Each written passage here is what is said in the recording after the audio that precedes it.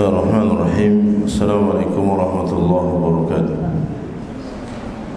Alhamdulillah, wassalatu wassalamu ala rasulillah wa ala alihi wa sahbihi wa mawala, wa la hawla wa la quwwata illa billah, amma ba'd.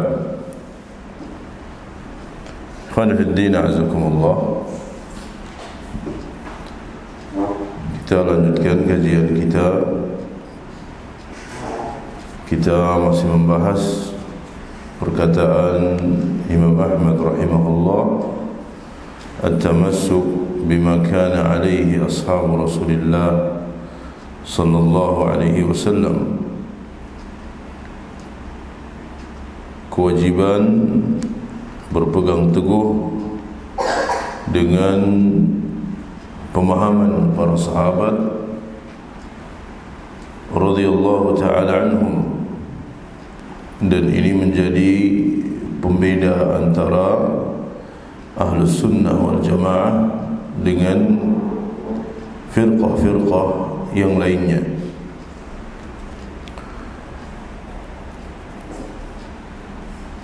Syekh Ibrahim Ar-Ruhaili hafizahullah ta'ala,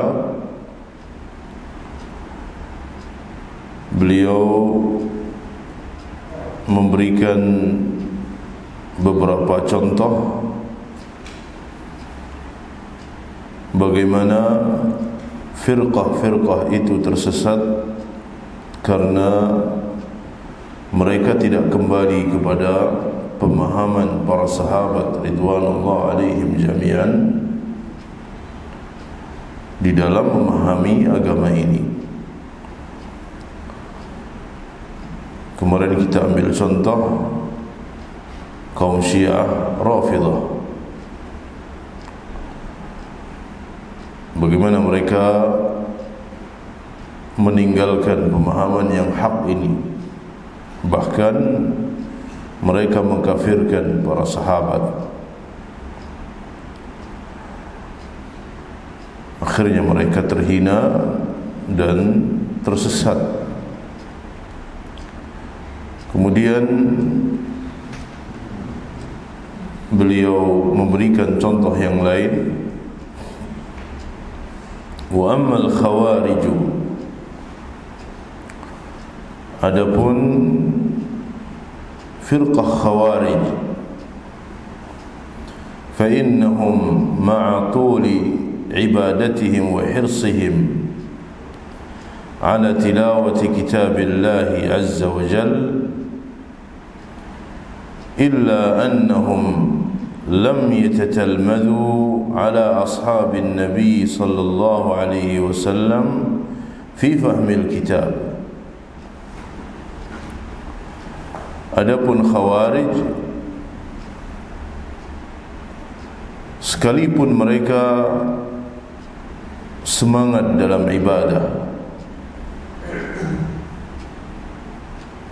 banyaknya ibadah mereka dan kesungguhan mereka untuk membaca Al-Quran, sekalipun mereka demikian, hanya saja mereka tidak berguru kepada para sahabat ridwanullah alaihim jami'an. Mereka tidak kembali kepada pemahaman para sahabat di dalam memahami Al-Quranul Karim,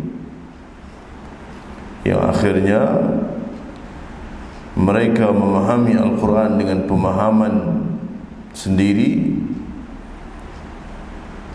dan tersesat dari pemahaman yang hak.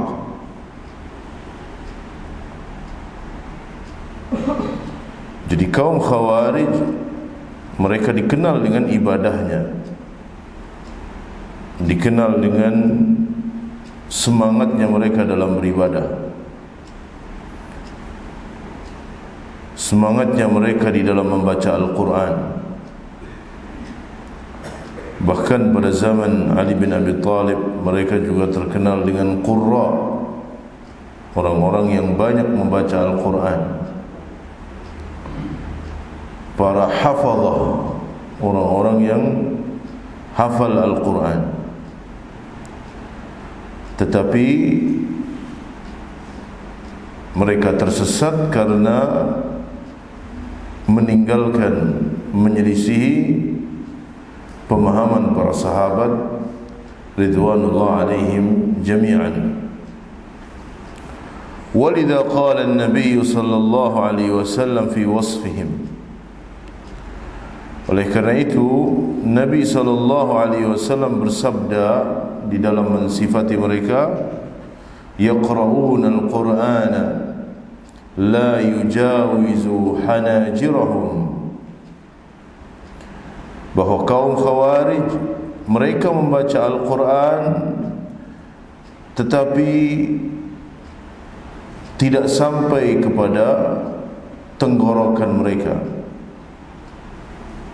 Qala al-ulama, para ulama menjelaskan, ay la yantafi'una bitilawatihi, artinya mereka tidak mengambil manfaat dengan membacanya. Wala yakunu lahu atharun fi qulubihim, dan tidak memiliki pengaruh sama sekali di dalam hati mereka. Ini adalah sifat yang disematkan oleh Nabi sallallahu alaihi wasallam terhadap kaum Khawarij, bahawa mereka yaqra'una al-Quran la yujawizu hanajirahum, mereka membaca Al-Quran tetapi tidak lebih dari kerongkongan mereka. Artinya mereka tidak bisa mengambil manfaat dengan membaca Al-Quranul Karim, dan Al-Quran yang mereka baca sama sekali tidak memberikan pengaruh di dalam hatinya. Walihada fama'a inqita'ihim 'anid dunya, oleh karena itu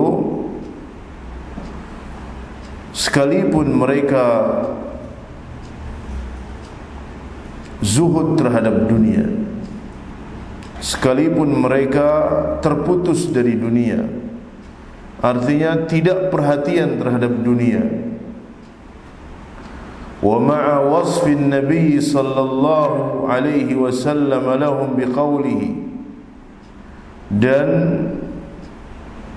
dengan sifat yang Nabi sallallahu alaihi wasallam sematkan kepada mereka, tahqiruna salatakum ma' salatihim wa siyamakum ma' siyamihim. Jadi sekalipun mereka jauh dari dunia, zuhud terhadap dunia, dan Nabi juga mensifati mereka, tahqiruna salatakum, kalian wahai para sahabat akan merasa sedikit salat kalian dibandingkan dengan salat mereka. Kalian akan menganggap remeh salat kalian dengan salat Khawarij. Kalian akan menganggap remeh puasa kalian dengan puasanya Khawarij. Faqad wasafahum aidan bi annahum yamruquna min ad-din muruq as-sahmi min ar-ramiyah. Nabi juga mensifati mereka bahwa mereka melesat dari agama ini seperti melesatnya anak panah dari busurnya. Itu adalah sifat-sifat yang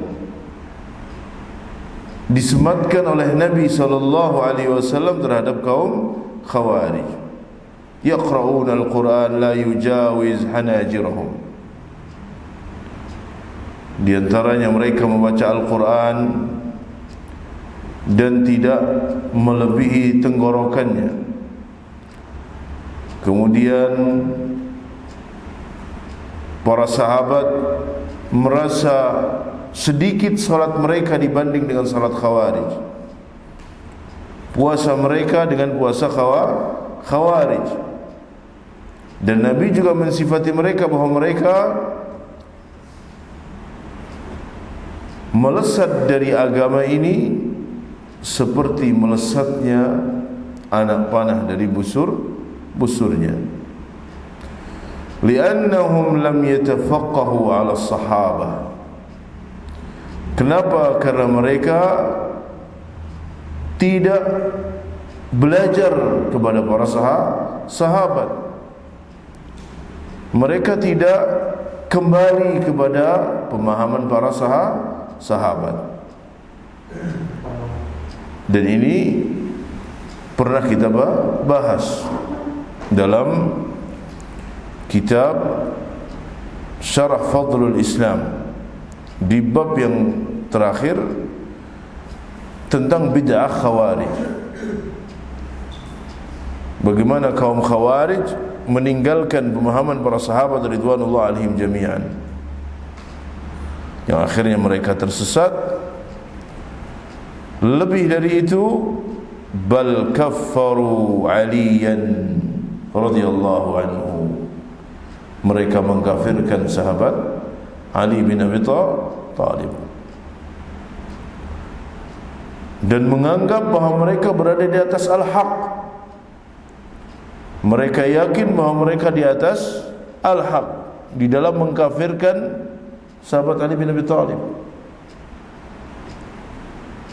Wa kaffaru Talhata wa Zubair. Mereka juga mengkafirkan Talhah bin Ubaidillah, Zubair bin Awam radhiyallahu ta'ala anhuma, wal hakamain. Mereka juga mengkafirkan dua hakim yang telah disepakati oleh kaum muslimin, yaitu Abu Musa al-Ash'ari dan Amr ibn al-As. Wa man radiya bit-tahkim. Mereka juga mengkafirkan siapa saja yang sepakat dengan tahkim. Tahkim yang terjadi antara sahabat Abu Musa al-Ash'ari sebagai wakil dari Ali bin Abi Thalib dan Amr bin al-As sebagai wakil dari Muawiyah bin Abi Sufyan. Semua dikafirkan oleh Khawarij. Yang menerima tahkim juga dikafirkan oleh Khawarij. Wa kaffara ba'dhum kull man syahida al-fitnah. Bahkan sebagian kelompok Khawarij ada yang mengkafirkan siapa saja yang ikut, ya, menurut mereka ikut di dalam fitnah ini. Bagaimana mereka akan kembali kepada pemahaman para sahabat, sedangkan sahabat dikafirkan oleh mereka? Sebagaimana kaum Rafidhah mengkafirkan para sahabat, Khawarij juga demikian. Mereka mengkafirkan Ali bin Abi Thalib, mengkafirkan Talha bin Ubaidillah, Zubair bin Awam, Abu Musa al-Ash'ari, Amr bin al-As, dan siapa saja yang setuju dengan adanya tahkim tersebut.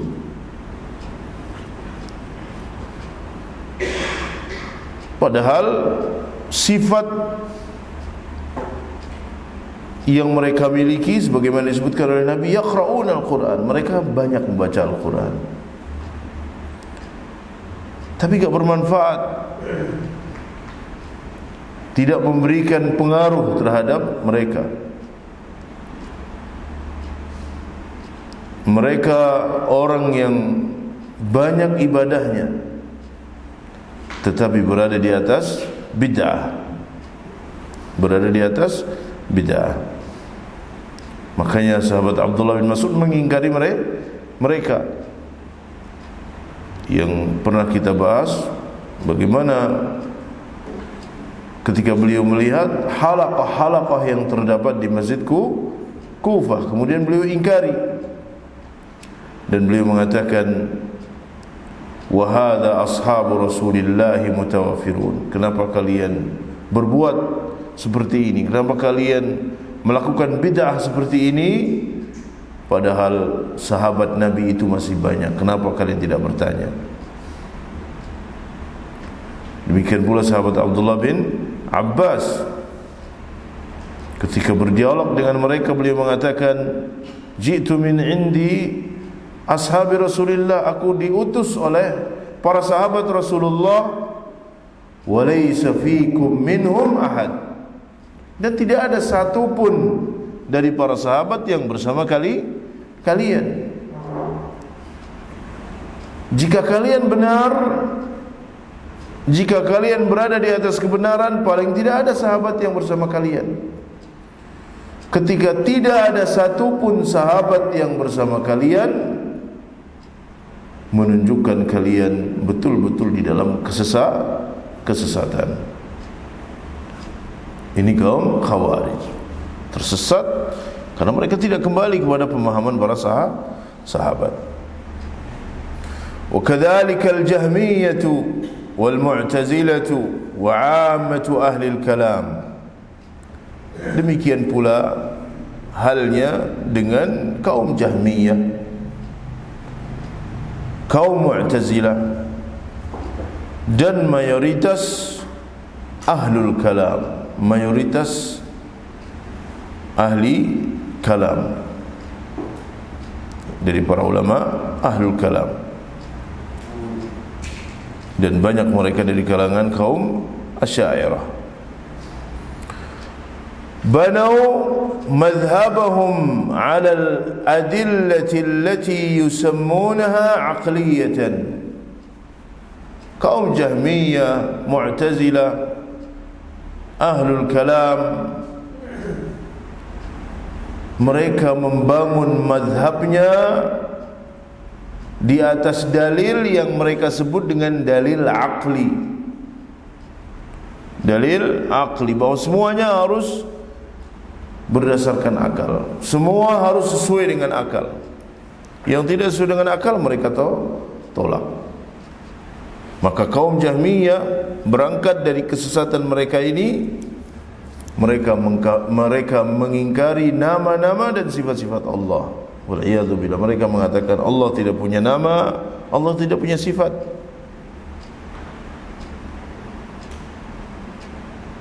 Kata orang-orang Jahmiyah, Ghulatul Jahmiyah, orang yang ekstrim dari kalangan Jahmiyah, mereka mengatakan Allah tidak disifati dengan ada dan tidak disifati dengan tidak ada. Kenapa? Kalau disifati dengan ada, artinya menyamakan Allah dengan makhluk, karena makhluk itu ada. Kalau disifati dengan tidak ada, artinya menyamakan Allah dengan sesuatu yang ma'dum, maka Allah tidak dikatakan ada, tidak juga dikatakan tidak ada. Nasallallahu assalam wal afiyah. Lihat kesesatan mereka. Kaum Mu'tazilah, mereka meniadakan sifat-sifat Allah, karena menurut mereka menetapkan sifat sama saja menyerupakan Allah dengan makhluk. Maka mereka meniadakan sifat-sifat Allah. Mereka menetapkan nama-nama Allah, tapi nama-nama Allah menurut mereka hanya sekedar nama, tidak punya makna. Hanya sekedar nama, tidak ada maknanya. A'lam mujarradah, kata mereka. Demikian pula amatu ahlil kalam, dari kalangan orang-orang Asy'ariyah, yang menetapkan sebagian sifat saja dan mengingkari sifat-sifat yang lain dari sifat-sifat Allah. Nah, mereka membangun mazhab mereka ini dengan dalil-dalil yang mereka sebut dengan dalil aqli, sehingga mereka sangat menuhankan akal mereka. Wa khalafu bidzalika al-asl al-awwal, mereka menyelisihi prinsip yang pertama, wa huwa al-istidlalu bi nususil kitab was sunnah, yaitu berdalil dengan nas-nas dari Al-Quran dan Sunnah. Wa khalafu fahma as-sahabati aidha, mereka juga menyelisihi pemahaman para sahabat. Maka mereka tersesat karena meninggalkan pemahaman para sahabat ridwanullah alaihim jami'an. Wal batiniyatu syarrut tawaif, sedangkan firqah batiniyah, dan ini adalah seburuk-buruknya firqah, jama'u bainad dhalalatain, mereka menggabungkan dua kesesatan. Bainal i'radi an nususil kitab was sunnah, pertama mereka berpaling dari dalil-dalil Al-Quran dan Sunnah. Wal i'rad an fahmis salaf, mereka juga berpaling dari pemahaman para salafus salih. Fa'attalun nususa kullaha min ma'aniha, maka mereka mengingkari nas-nas seluruhnya, mereka mengosongkan nas-nas seluruhnya dari makna, bahwa nas-nas itu tidak ada maknanya. Bizamihim anna lin-nususi zahiran wa batina, karena mereka menganggap bahwa nas-nas itu ada yang zahir, ada yang batin. Wa annal batin huwal maqsud, dan batin itulah yang dimaksudkan dari nas-nas. Makna yang batin itulah, makna yang tidak diketahui itulah yang dimaksudkan dalam nas-nas tersebut.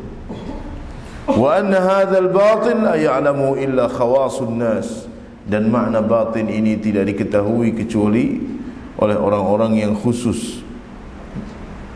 Tidak semuanya bisa memahami. Semua ini firqah-firqah tersebut tersesat. Kenapa? Karena tidak kembali kepada pemahaman para sahabat ridwanullah alaihim jami'an, dan tidak kembali kepada pemahaman para imam-imam ahlus sunnah yang mengikuti pemahaman para sahabat ridwanullah alaihim jami'an.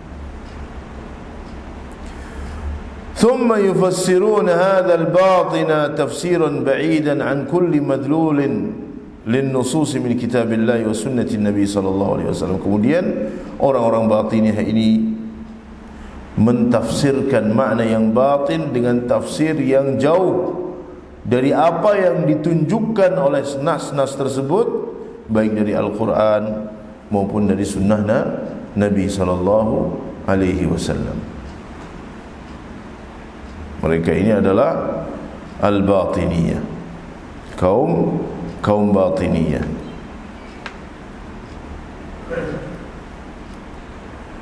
Wa min huna i'tana al-ulama'u qadiman bi jam'i aqwal as-sahabati fi at-tafsir.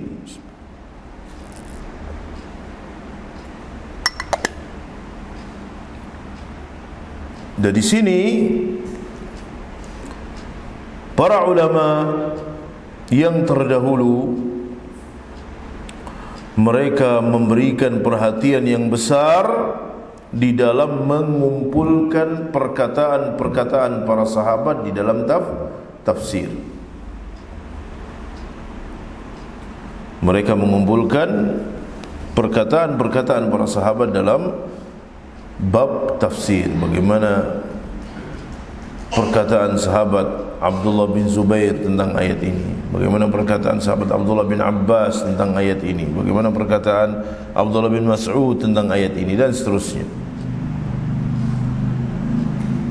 Bagaimana perkataan Ubay bin Ka'ab umpamanya.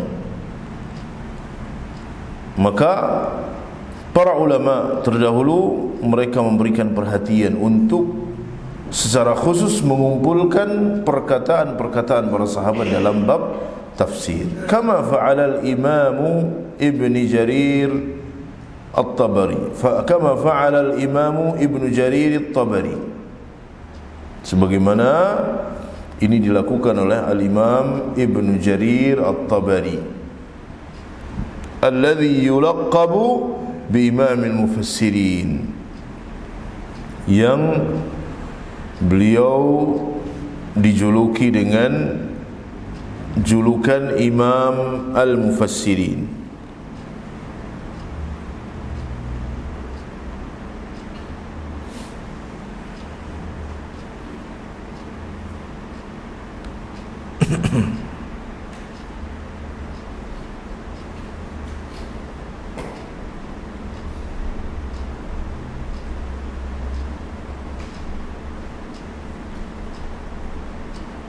Taib. Jadi antaranya adalah Imam Ibn Jarir At-Tabari. Beliau menulis kitab Jami'ul Bayan an Ta'wili Ayil Quran.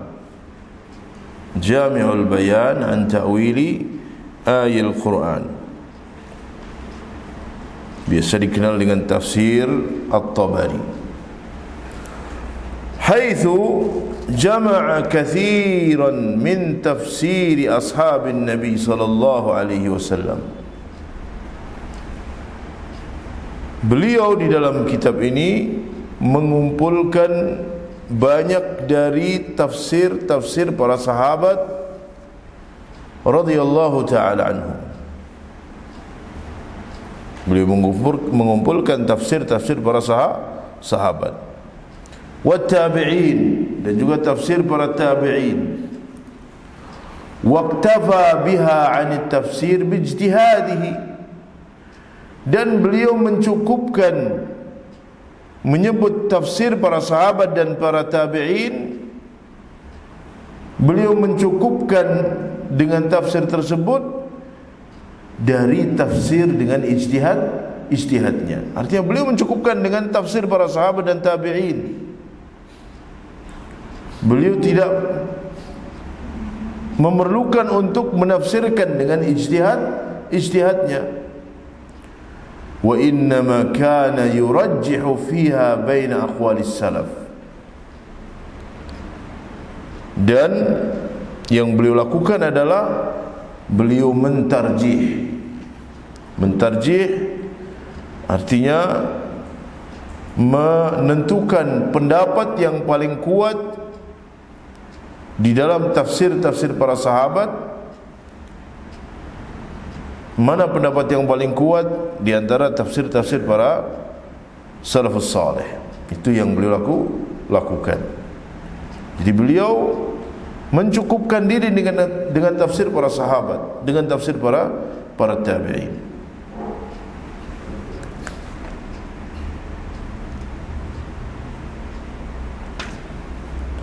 وكان الطبري وغيره من الأئمة الذين جمعوا التفاسير.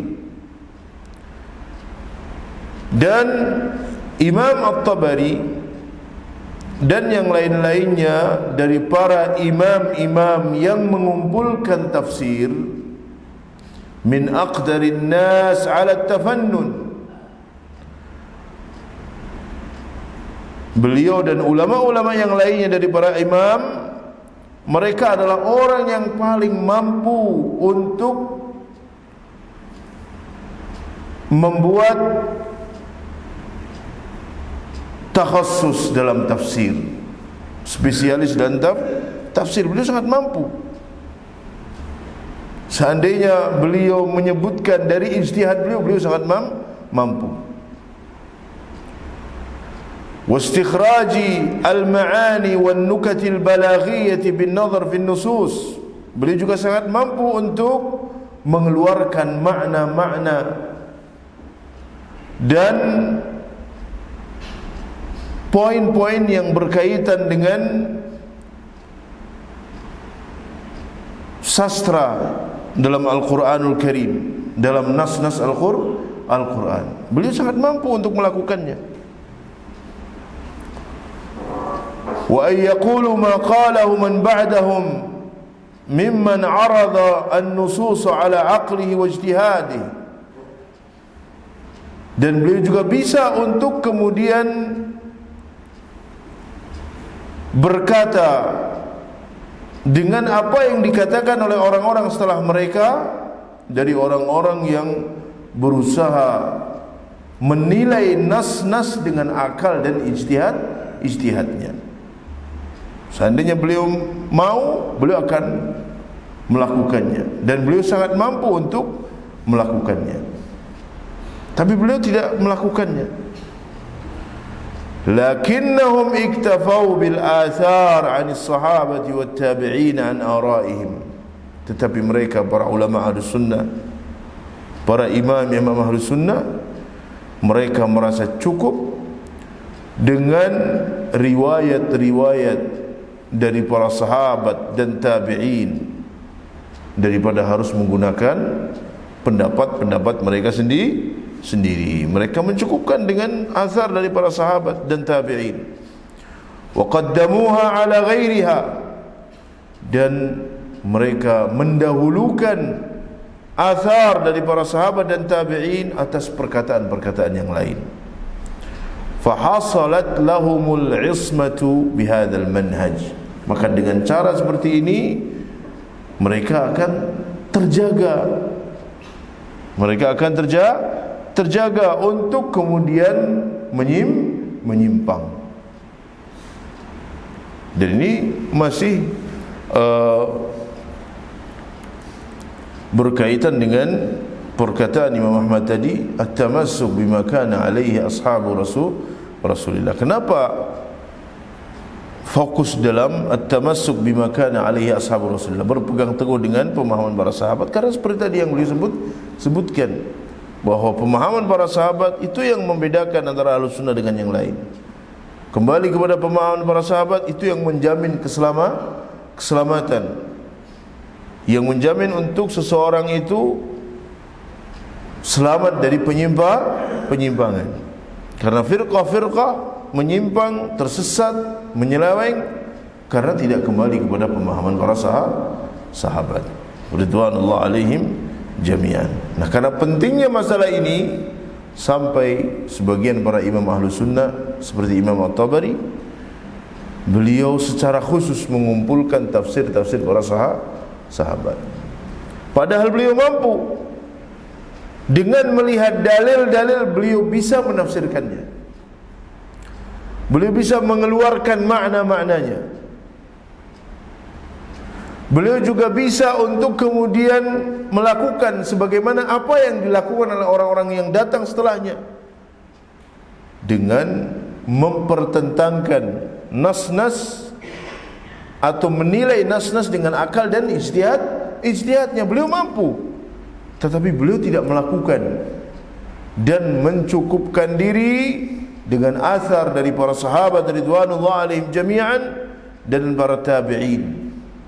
Mereka mencukupkan diri dengan pemahaman para sahabat dari ijtihad mereka ataupun pendapat-pendapat mereka, dan mereka selalu berusaha mendahulukan athar para sahabat atas yang lain. Nah, ini yang kemudian menjadikan mereka terjaga ketika mereka berjalan di atas manhaj yang hak ini. Wa ma zala ahlus sunnati ila hadzal 'asri ala hadzal manhaj al-'azim. Dan ahlus sunnah wal jamaah sampai saat ini mereka terus berusaha untuk berjalan di atas manhaj yang agung ini, yaitu kembali kepada pemahaman para sahabat. Mereka terus berusaha untuk berada di atas manhaj yang hak ini, manhaj yang agung ini, yaitu manhaj para sahabat, manhaj salaf. Fa idza bahathu al-mas'alata raja'u ila ma qalahu ashabun nabi sallallahu alaihi wasallam wal a'immati ba'dahum fi tafsiril ayyi atau fi syarhil ahadits. Jika mereka membahas permasalahan-permasalahan, maka mereka kembali kepada perkataan-perkataan para sahabat, perkataan-perkataan para imam yang datang setelah para sahabat, baik dalam menafsirkan ayat-ayat ataupun di dalam menjelaskan hadis, kembali kepada pemahaman mereka. Bagaimana para sahabat ridwanullah alaihim jami'an, bagaimana para tabi'in memahaminya, Bagaimana imam-imam Ahlus Sunnah wal Jamaah yang berjalan di atas pemahaman para sahabat memahami ayat ini, memahami hadis ini. Bukan difahami dengan pemahamannya sendiri, keliru akhirnya, salah akhirnya. Mengambil kesimpulan sendiri. Oh, ini maknanya begini. Baca ayat langsung dia tafsirkan. Baca ayat qul man harrama zinatallahi allati akhrajaha li'ibadi. Siapa yang mengharamkan perhiasan Allah? Oh, berarti emas itu boleh bagi laki-laki. Tanpa kembali kepada pemahaman yang benar. Bagaimana para ulama menafsirkan ayat ini? Innama hurrimat 'alaikumul maitatu wad-damu wa lahmul khinzir wa ma uhilla bihi li ghairillah. Diharamkan atas kalian darah, bangkai, daging babi dan yang diberikan untuk selain Allah. Oh, berarti yang lainnya halal. Pemahaman yang ngawur, artinya menafsirkan sendiri. Harusnya kembali kepada pemahaman para sahabat.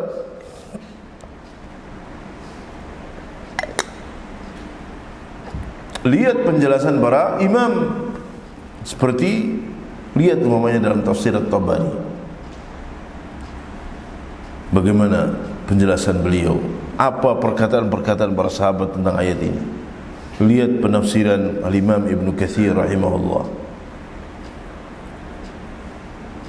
atau lihat tafsir-tafsir yang memang mereka bersandar kepada hadis-hadis yang sahih.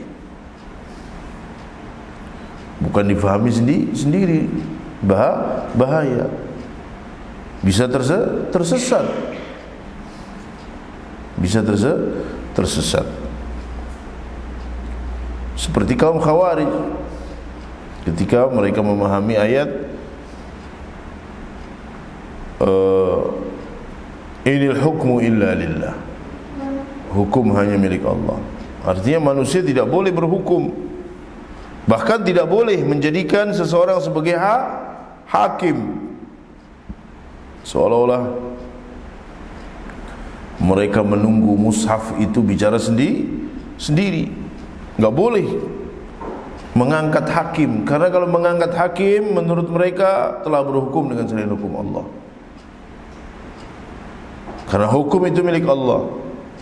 Makanya mereka ketika sahabat Ali bin Abi Thalib sepakat dengan sahabat Muawiyah mengirim utusan, masing-masing mengirim utusan untuk kemudian mencari kesepakatan,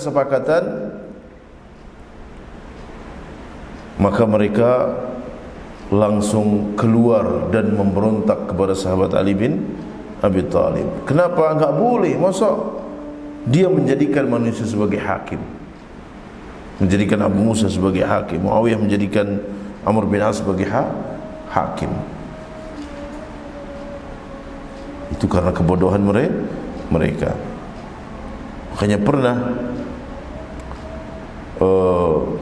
Imam Abu Hanifah rahimahullah ta'ala, beliau pernah berdialog dengan orang Khawarij, dengan dua orang Khawarij.